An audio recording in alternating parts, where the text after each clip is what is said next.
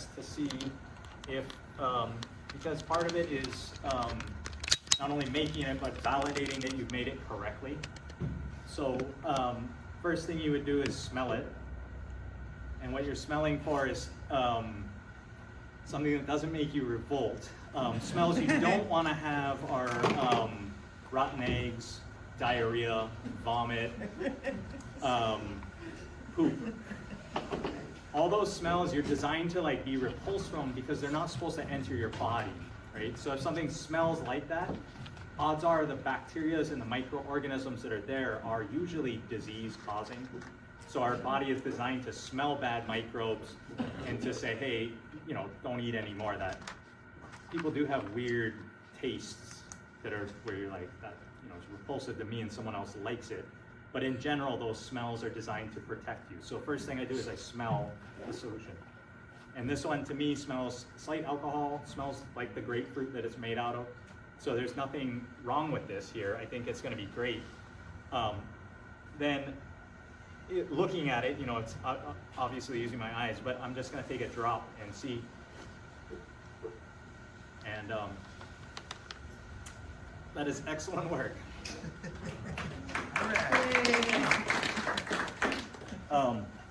The one thing for this with storage as is, storing it in a refrigerator, and if you are going to store it at room temperature, you would add additional sugar to supersaturated.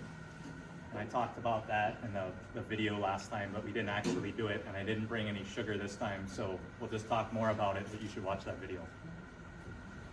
Does anybody else have a... Just a question. Yeah. And I just was curious, what did you make? So why don't you explain the process, if you would like to, what we did last time as a group activity. Let's review last time. Well, I have a lot of grapefruit, so I took grapefruit that were not perfect, cut them up into pieces, grind and, you know, the flesh inside and cut them up. Put them in a jar. I actually made like 2 batches, one big one and one smaller one for drinking like this. And pressed it down with a weight.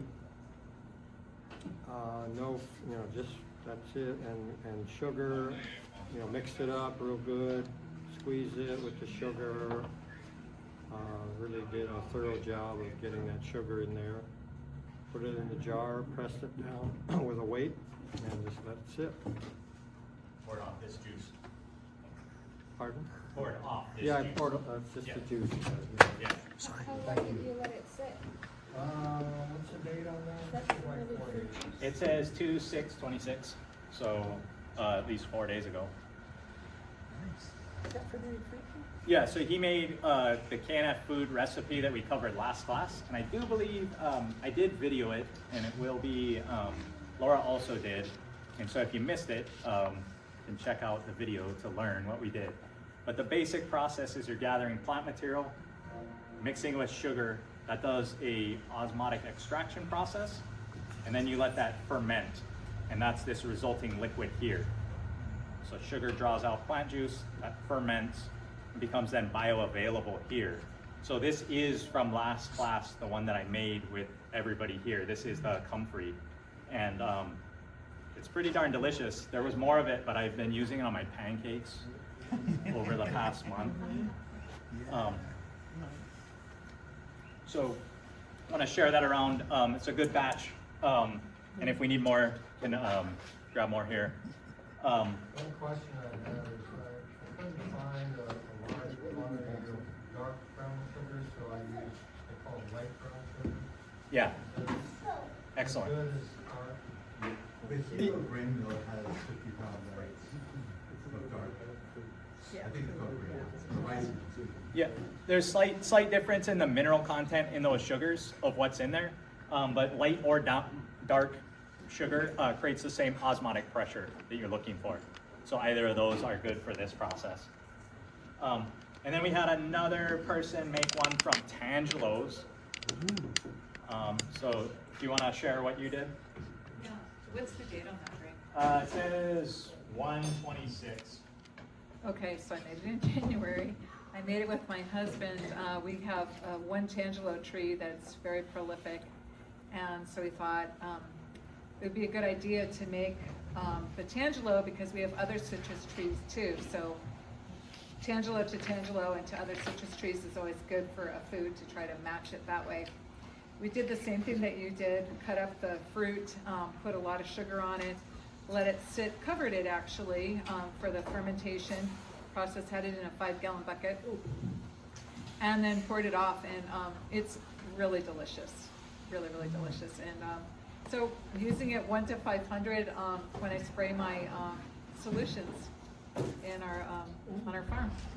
It's tasty, isn't it? Yeah, it's really tasty. So it's just fun to make. I hope all of you will do it. It's really fun to make the food. So the tangelos, do you use the leaf? The leaf from No, the no tangelo? leaf. You use the fruit. The fruit, okay. Yeah, cut up the fruit, so the rind and everything. And it's so juicy anyway. You don't have to really. Yeah. You know, it kind of does it. I mean, there's so much juice that came out of it. Okay. Yeah. Thank you. And then, like Drake said, once you do that, in order to preserve it, I preserved this. It's a different one. So I added the sugar to supersaturate it, so it won't continue to ferment and then go bad. Okay, kind of puts it into a suspension. Yeah. So. Yeah, and what she means by that is she added enough sugar into the solution and stirred it in. And then if you look at the very bottom, you'll see ever so slight of a sugar ring at the bottom. And when you do this in a clear container, you're able to see the sugar actually falling out of solution. And then this means that all the liquid above is so sugary, it's like drinking a soda concentrate. And any life that's up here, like if you just drank soda concentrate, you just like shrivel up and just like go to sleep in a coma, right?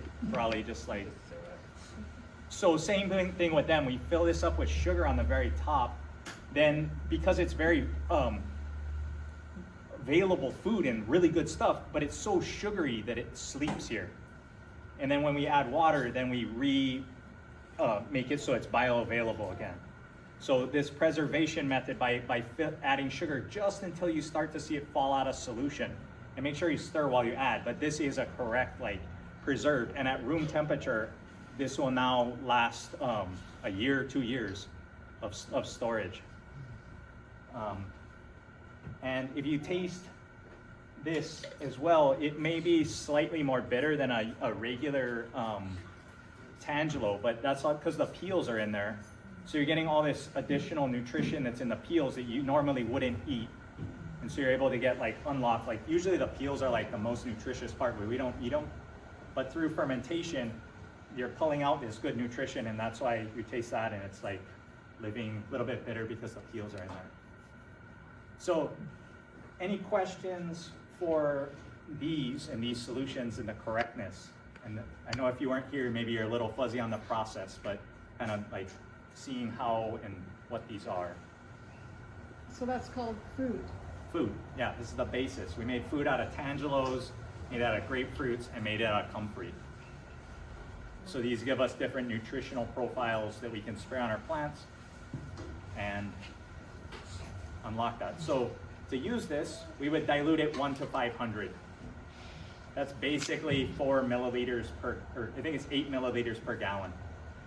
So roughly it's kind of like a cap full per gallon. It depends, but it's, and I did a calculation the other day where we took 2 banana cakeys, so just 2 spears. We did this process, and from those 2 spears, it generated enough fertilizer to treat 6 acres. So this is the concentrated compost. Imagine if you had taken those 2 banana cakeys and turned them into compost and tried to treat 6 acres. No results, right? You wouldn't even notice those 2 banana cakeys on your 6 acres. You'd be like, what? But by fermenting them and going through this process, you concentrate all those nutrients, then you dilute it 1 to 500. Now you spray it, and 2 banana cakeys, the nutrition that was in 2, is now fermented and spread to 6 acres that it can feed. So that's the potency. If you think, oh, I only have a half gallon, well, that's, you have essentially have 500 half gallons, 250 gallons of food here to do your whole farm. So that's the unlock from a few things done the right way. Huge unlock in terms of fertility. So with that, I want to, kind of just jumped into things, but I want to recognize Laura.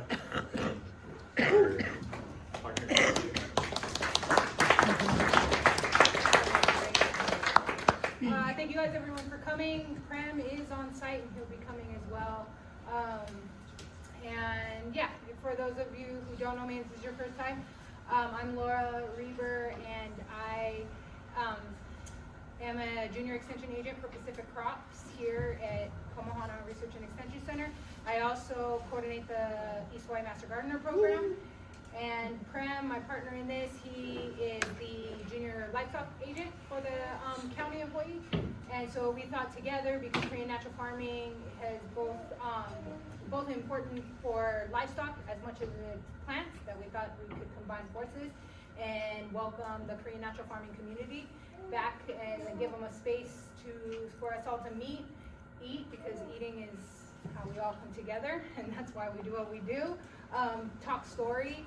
And I kind of will share for the guys who are new here that the idea is that, Drake will go over some of the information about Korean natural farming, a solution, we get this information, and then we eat and we enjoy a potluck, and we basically connect. And so the idea and the reason why we're set up this way is that you connect with people who have experience with Korean natural farming if you don't have experience, and then vice versa. If you do have experience, we invite you guys to spread out into the different tables, maybe even introduce yourself, say, hey, I have experience and I would like to share it, so that way we can grow more into this information and hopefully help each other out. Sound about right? Yeah. It's fun, right? Yeah, I think so. I've been enjoying this. This is the third month. Somebody did say they're brand new. We do record these. And it's up on the Pacific Crops CTAR website, and I can share that with Drake, and he can send it out. I'm also going to get a sign-up sheet. Drake's dad's usually here with the sign-up sheet. Didn't know he wasn't going to be here, so I'm going to get one, and I hope everyone can sign up before you leave, so that way we can send you out the recording. Yeah, any questions? Did I miss anything? Oh, yes. And I just heard that Drake deserves a lay as the new vice president of the natural farming community, right?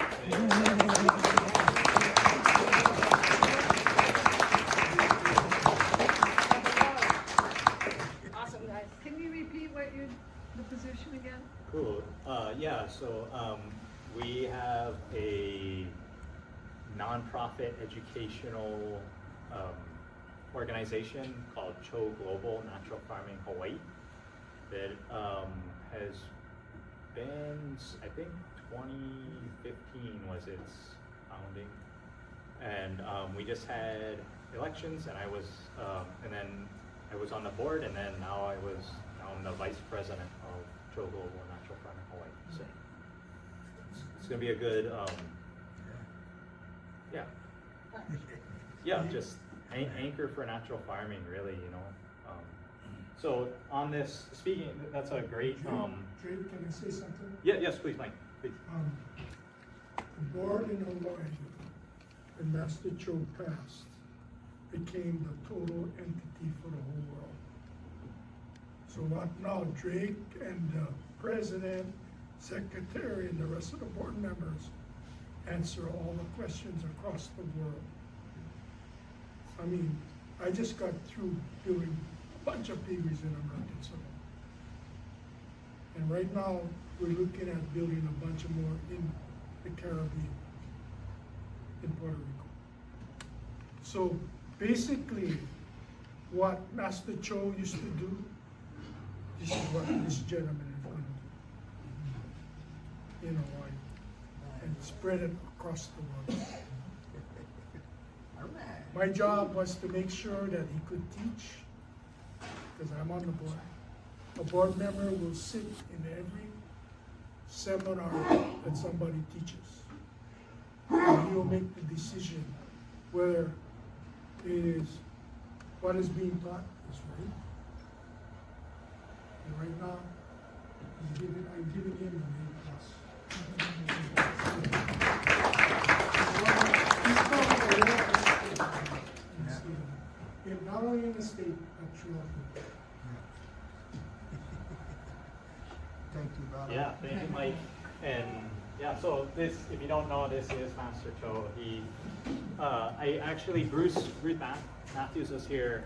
He just gave me this document, which kind of talks about Master Cho's history, how this came together, but largely Master Cho kind of synthesized a whole bunch of learnings, put them together, and that's the kind of system that we give out to people. So if you're brand new to natural farming, we have 9 basic tools, and you can think of them as different as like a hammer is from a tape measure, but how useful you need both those tools to build something. You need to measure, you also need to pound. You don't want to pound your tape measure, or you can, right? But you don't want to. So understanding these 9 tools from Master Cho is a way to kind of systematize, and you learn these, then you have the tools to build whatever you need in your garden, in your farm, your animals, your soil, your waterways, what are we putting around? So these tools help us to caretake and regenerate those systems. So yeah, like Mike was saying, the kuleana of we have these solutions. This year, if you come to each of these, you'll then have these solutions. You can then make them, share them with your friends, your own farm, and now you become a resource. And the validation of having folks, while you're here, you make it, you bring it, I get to taste it, did you make it right or not? Now you have this confidence. And that's something that you can't get through a video or anything else, but we have this in-person meeting. So please do, when we say homework, make some homework, do it, make the recipe, because then we get to have this checking, and then you can be like, I made that, and everyone's like, all right. Yeah. Oh, cool. She has one in progress.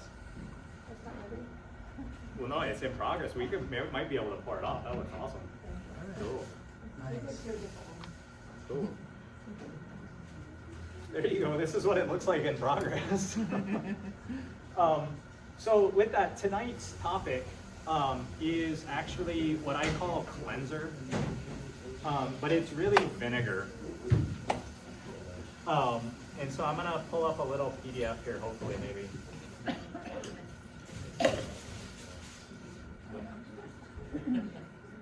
And so I'll just go briefly over this. I know it's kind of review for folks that have been here, but these are the 9 solutions.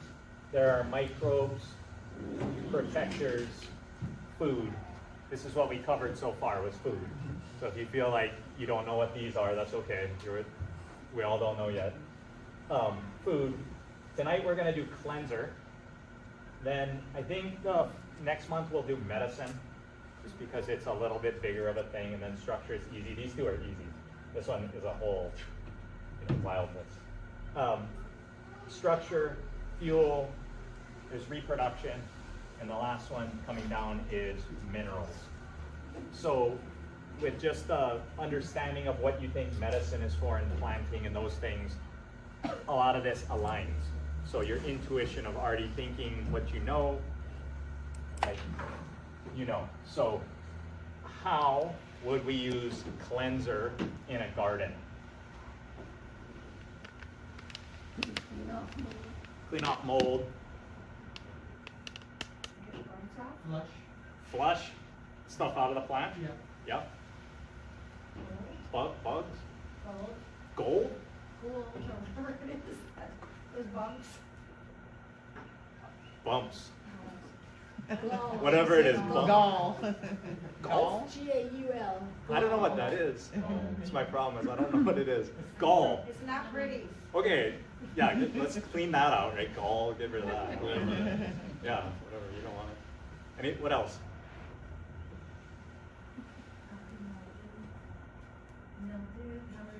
Mildew, yeah, powdery mildew, right? So all these things, cleansing. Also flipping a system from, if it is like Derek was saying, flushing, where a system could become like acidic and holding on to things, and upon metabolization of a cleanser, the plant will actually flip and let go of stuff that it was holding on. So it kind of cleans, as polarity shifts, different nutrients are attracted or repelled. And if you flip, things that were stuck now become loose.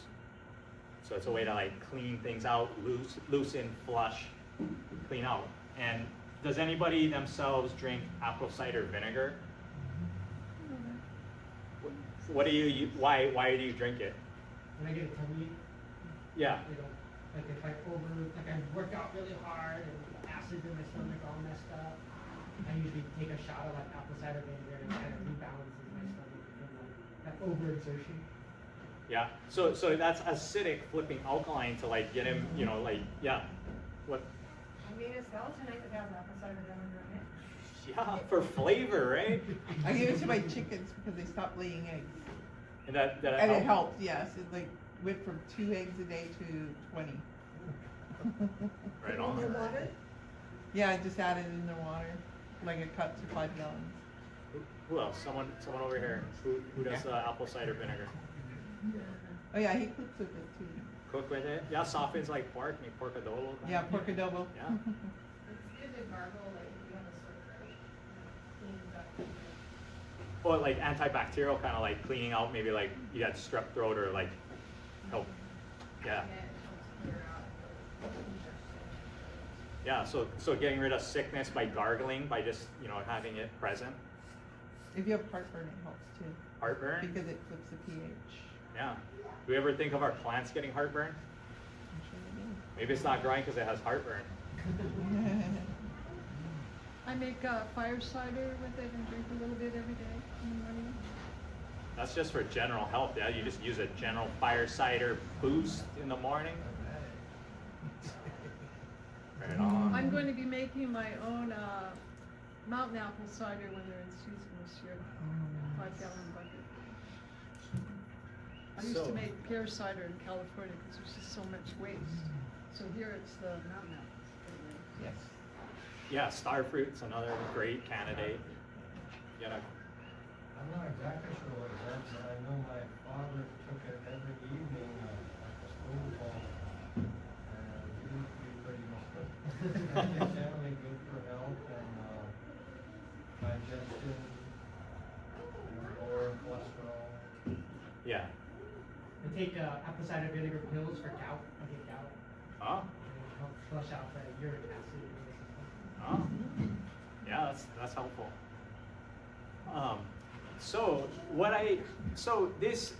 There are additional things that you may not even know, such as if you spray apple cider vinegar on a plant, or a fruit-based vinegar. I'm saying apple cider, but a fruit-based cleanser, fruit or grain-based vinegar. So whether it's from an apple, a star apple, star fruit, whatever you make a vinegar, right? It can make the plant more flexible. So if you have a plant and it's like wind damage, snapping, by applying the cleanser at stronger dilutions, it can actually make a plant more flexible. It's like putting an egg in vinegar in it. It's Not squishy. without egg, just the vinegar. No, I'm just saying, if you put an egg in vinegar, the shell gets soft. Oh, it becomes, yeah. So it makes it more pliable. Yeah, interesting. The other thing it can do is on lettuces, things like that, it can increase your wax layer. So if you have like bacterias on leafy greens and like that spotty kind of stuff that you get when you kind of on your outer leaves usually, if you're applying more apple cider or the cleanser in there, it will actually make your leaves wax layer thicker without making your thing bitter and hard and like not palatable. Like it doesn't make it hard, it makes it like soft, but just like thicker. Also, vinegar has a ton of amino acids in there. And things you wouldn't necessarily like. I don't think anyone drinks vinegar thinking they're taking like a protein boost, right? But you are, because those amino acids are the building blocks, and they become proteins in your body when you take these building blocks of amino acids. And a living vinegar has all kinds of enzymes and things that act as catalysts. And there's a big difference between this here, which is distilled white vinegar, and something like this, which is a living, unpasteurized, I don't know what heated, like the whole thing here. Just like when you cook an egg, proteins change. Similar to when you make a vinegar, you have all these amino acids, these different things. As you heat it up and you distill it down to just the acetic acid, you're losing so much of the enzymes, these other proteins, these things that are in here. This is good for just dissolving things, cleaning things. But this doesn't have the same life-giving properties as this, where this has amino acids. This has much more of that balancing ability.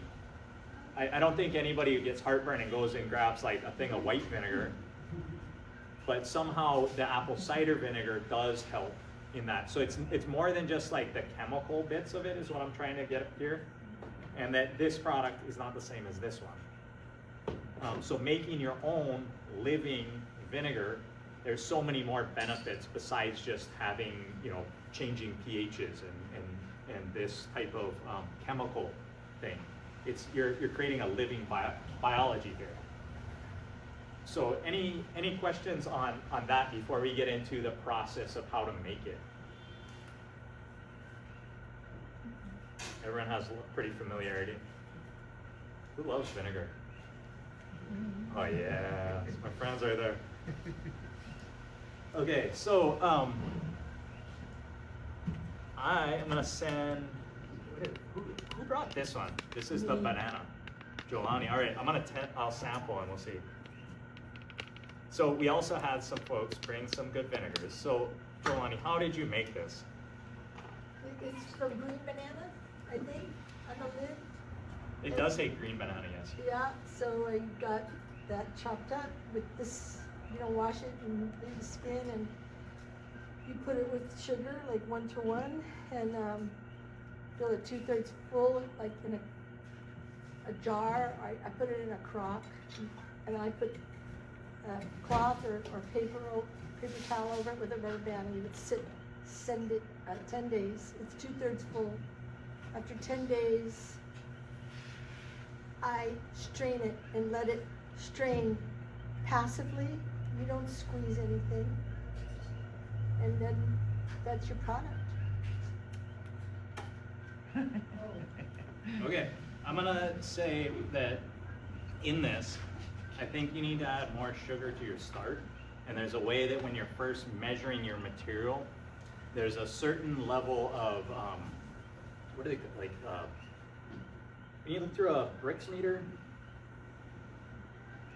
you guys ever done, like, it's sugar content in the thing, and you have to have at least 14 bricks.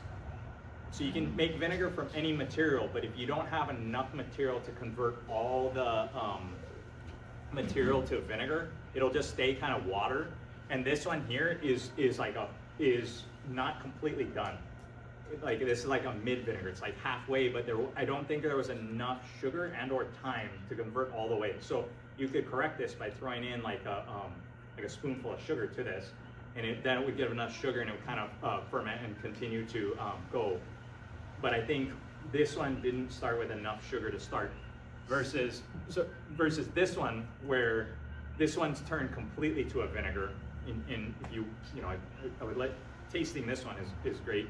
And you'll see that bite, and what it is that sugar enabled them to drop the pH low enough to be below 2.4.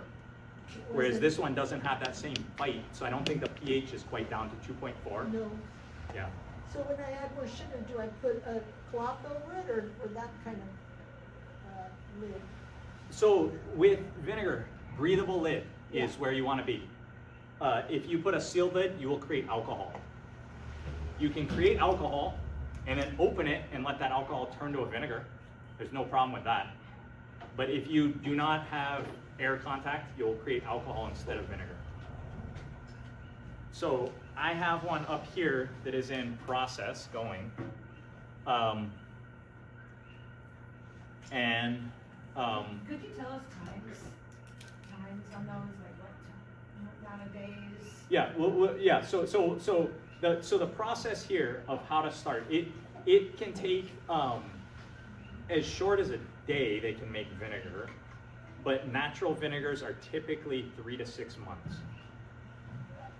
There's ways to accelerate all of this, but a natural balanced natural vinegar is going to take between 3 and 6 months typically to convert over.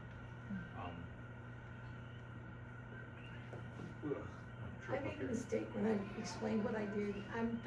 I explained fermented fruit juice, and so I'm sorry, but I took that fruit and that was not drained off, and I put it in a jar with, I think, water. It's been a long time, and hoped it would turn to vinegar. Well, we'll go through the process right here, right now, and I'll show you. So the nice thing, the reason I started with food is because if you make a food like this right here, this is the comfrey that I made last session, we can turn this into a vinegar.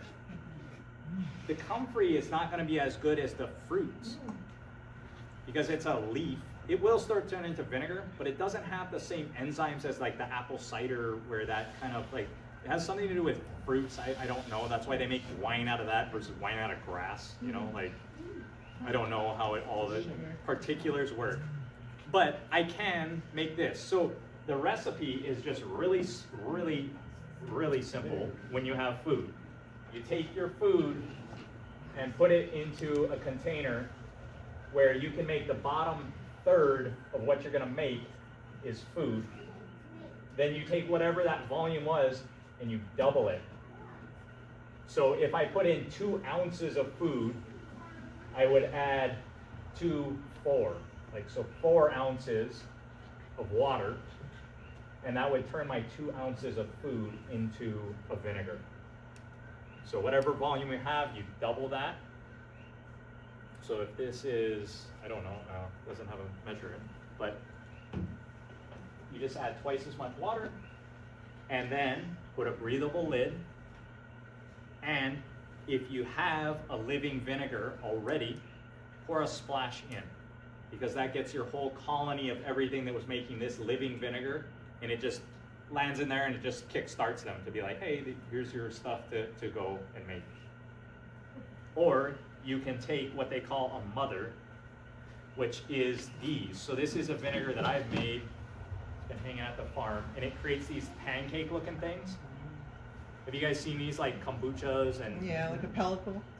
Yeah, so this is, they call it pellicle, or they call it a SCOBY, which is a symbiotic colony of bacteria and yeast. Yeast, yeah. So this is some sort of complex colony that is somehow making really good vinegar, and all those enzymes and all that stuff, they're like living in this thing that if you know, it feels like a liver, like it feels like a living tissue type of like an organ, you know. And so they're living in here, converting all this material. Yeah. So. And if you have a vinegar, odds are one of these will form. Like if you just start with food and water and you leave it, one of these will be in there after 3 months, and you'll be like, where'd that come from? I don't know. Santa brought it, or you went looking. Santa SCOBY. People love them. So the process here is extraordinarily easy if you've already done step 1 to make the food. You're just adding more water and you're letting this happen. And the only other tips I have for this is to don't put it in like direct sunlight. Try to keep the temperature as constant as you can wherever you put it. But put a breathable lid. Try to keep the geckos and rats and mice out, and leave it. And you'll come back and it'll have one of these, you know, a couple of these growing in there, and you're like, whoa! And you'll taste it, and if you follow that ratio there, you will guarantee it'll make your mouth pucker. Did anyone taste the vinegar that went around? The papaya? Good. Quality, yeah. Great. Is there any kind of fruit that you would suggest using for the food going into vinegar? anything like poisonous or like, you know, like, but like, Citrus is fine. yeah, Mhm. yeah, yeah, makes great stuff. Yeah, yeah, it's kind of lemon limey. So if you have your kombucha that's turned into vinegar, can you put a splash of that into it? You know, like after your kombucha sits too long, it's really Yeah, yeah. Take a chunk of that. Yeah, either a splash or take a chunk of that SCOBY mother. Yeah, and put and see that. Yeah, sure, sure. It will have act as an accelerant. They're you know, they're tuned to eat like green tea or tea and sugar, but the colony is very complex, and it'll accelerate that. They'll find their place. So at what point do you take your kombucha SCOBY and add it to As soon as you've mixed your food and your water together, immediately? drop a SCOBY in. Oh. Yeah, just like, you know, good luck.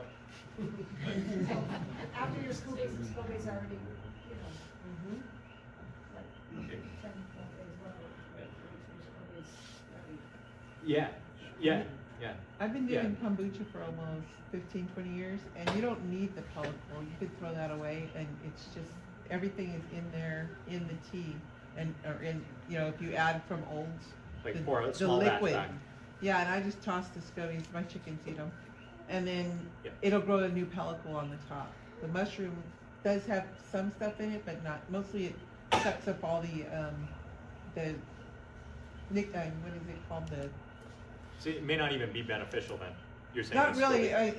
they even tell you don't even feed it to chickens because it has too much of the, what's it called, from coffee, Like caffeine. caffeine, thank you, I couldn't think of the word.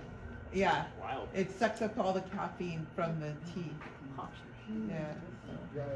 Interesting. Do you find any difference between using a kombucha or like an apple cider vinegar if you're starting off? Oh, well, in your usage, like when you're spraying type stuff, like when I'm going to use it on the plants. Oh no, when you're getting started, you don't use it as an accelerant. Oh, to make it. No, I mean I don't have a ton of experience there, but no, not really. I think both kind of like she's saying, like pouring the living one in is as good, if not better, than actually trying to use a SCOBY. Like, the colonies will, and you can just put a lid. They're gonna find their way in there somehow. It just might take longer. Yeah. They're like, I don't know, they're in there. They grow on the old vinegar, yeah. Yeah, they'll find it. Yeah. And also another thing I want to note is, you know, you get those small like micro, they call them gnats, like the things. Those are usually vinegar gnats, Yeah. and they poop acetic acid, which is vinegar. So if you take your leftovers, like say I took this and I pour this off, this leftovers is gonna attract gnats because it's sweet, and you can kind of teabag that into your tea and then let them land on it and crap the acetic acid, and you're just dipping it in the bag, and that's a way to also do it. It's kind of gross, but that's the natural process of what they're doing. So you can use that insect to help you accelerate your vinegar process if you wanted to. It's a natural way to like They think accelerate that's how kombucha actually started, was from fruit flies, gnats. pooping in sweet tea. I bet, yeah. And then we keep passing it along. That's great. Cool. So I want to just go through this process a little bit with you here. Of, you know, here I have this, and I have a oh shoot. We'll just, can we use your tangelo? Yeah. Okay, I brought the wrong cup. So what we want to do is just fill this up so that we can have that 1/3 airspace like it showed in the picture, because the airspace is important for quorum sensing and that type of stuff, to get the like most smooth connoisseur vinegar that your plants crave. It's hard to say. You need to have the airspace. If you don't have the airspace, yeah, they're gonna move. You're gonna find a new gardener. So with this, I would like to leave this to an activity of someone else besides me to come up, and you've seen the picture. Can we do it as a group to make this into a vinegar? Do you use purified water? I'm gonna use whatever we got. Okay. If I had a chance, I'd use rainwater. Are you looking for volunteers? Yeah, come on. Come on. It's like 1 part to 2 parts, 2 more parts, right? Yes. 3 parts altogether, 1, and then we double that. If you guys think she got it, you can let it, but you guys can also come assist, please. My size. I need- She needs help. And do I have a measuring cup? No measuring cup? She needs help. She needs help. Okay. Go get them, So, which food is it? We're gonna use this one. And then, should I get a measuring cup? Some kind? She needs help. She needs help. Go ahead, Steph, go help your wife. Help. Help. Help. Get the water. I was supposed to make There you go. Get the water. Yeah.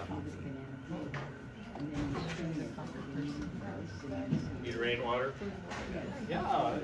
I am making the vinegar, right? I got rainwater if you want. Come on, are you guys? Oh, she's struggling. I see everybody sitting and watching. Is this what we do in 2026? Come on, community. We smell okay. Did I see the water anywhere?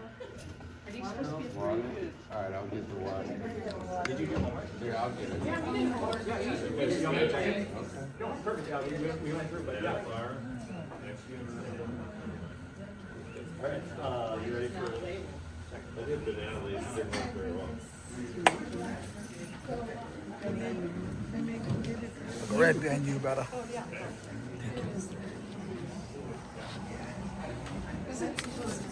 Yeah. Yeah.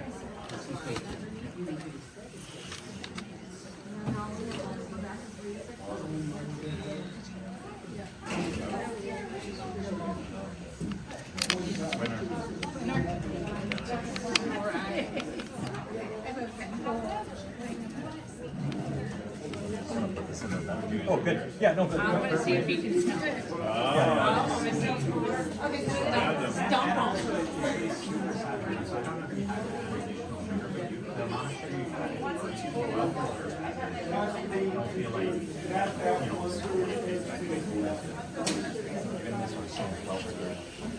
Is there too much sugar? No, it's a pocketbook thing. Well, and then this And it does was just the flour, so you would expect it to be less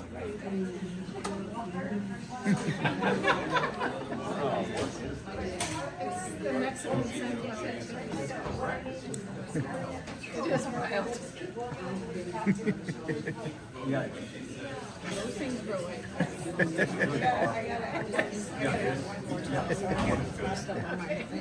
Whatever you want to go. Oh, I mean, I'm not like it's good. I'm just like. So there it is. The 1 cup of food and then 2 water. So I don't know if I can get 3 more of these in there. So I'm gonna have to say. So it was actually more than 1 cup because we did the 1 cup food, 2 cups water, but it didn't fill it up all the way to 2/3. Oh, okay. So we're adding more. Add some more so we go up to 2/3. Yeah. Okay. Do you think I can get 2 more cups in? No. That's That'll be perfect. I think that'll be good. I think that's good. 1/3, yeah. the whole point is not like I think that's good. Yeah, that looks good. This is why we need to. Yeah. So I'm getting, this is the first mistake here. So right now, it's not exactly 1 or 2 parts. Okay. It's off. Do you want me to make sure it's 1 part of this and 2 parts of water? That's the best. Okay. If anything, we need more of this and less water. If we run into a volume So that that's we good don't then, have enough, it's better to have Yeah. more of this, less water. Okay, so that's good then right there. That's good. Yeah. Okay, so if I have 1 cup of water, it'll be exactly right. Yeah, but, that's good. But it'd be good. No, go for it. I think it's the right choice here. Okay. Yeah, we're gonna have a little bit of airspace. It's not gonna be perfect 1/3, but with this, I think Okay. because we eyeballed it, it's a really good batch. I would say go Okay. more, making it more correct than trying to. Okay.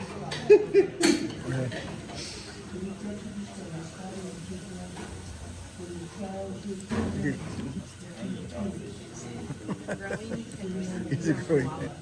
Does it taste pungent? Yeah. You can see it right here. You can see. Oh, you like it? Yeah. It's correct. Is it okay? Correct. Yeah. No, check. It's correct. I'll taste it. Thank you. All right. Right there? But do you want it full or? No, that's so, Yeah, okay, that's good. so for everybody up here, we had some good homeworks, and then we got a few more. And I think we also made this correct. So come double check, make sure if you weren't here, just check off the box and stuff. We're gonna transition to eating in about a minute. I'm gonna finish some of these things. Before we eat, we'll gather in a nice circle, say a blessing for our food, and just just get ready to eat. Who you're gonna sit next to? Someone you don't know.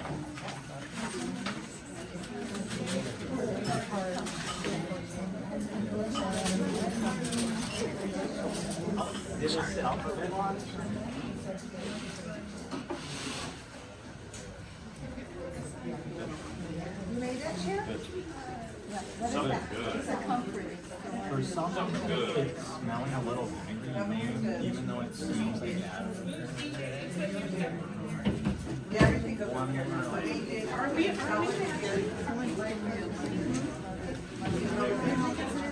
Five to 6 days? I made this right here. Yeah, this one is ready for Banana leaves. Right to what? pour off. To get the liquid out. Oh, okay. Yeah. I wasn't sure how to bring it. No, yeah, no, this is, yeah, this is the run for the screen.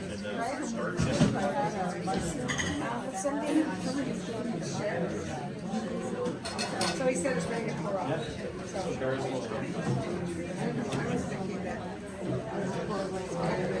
the solids here, desserts over there, main dishes over here.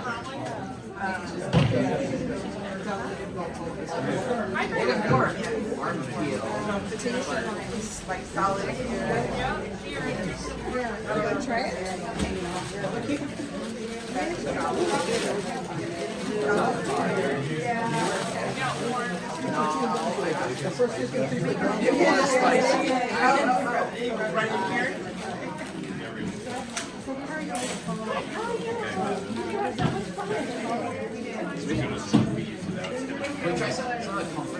Yeah, totally.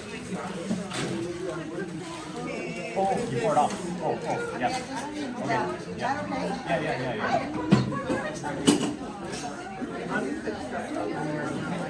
That's good.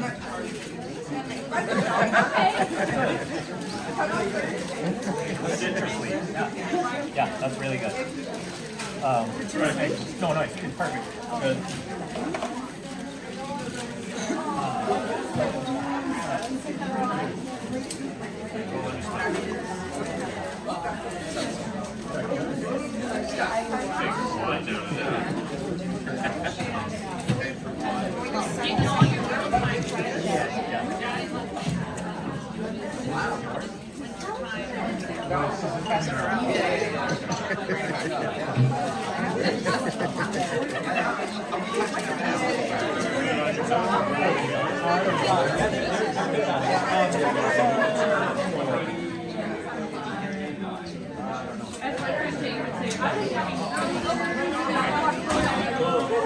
Nice one, brother.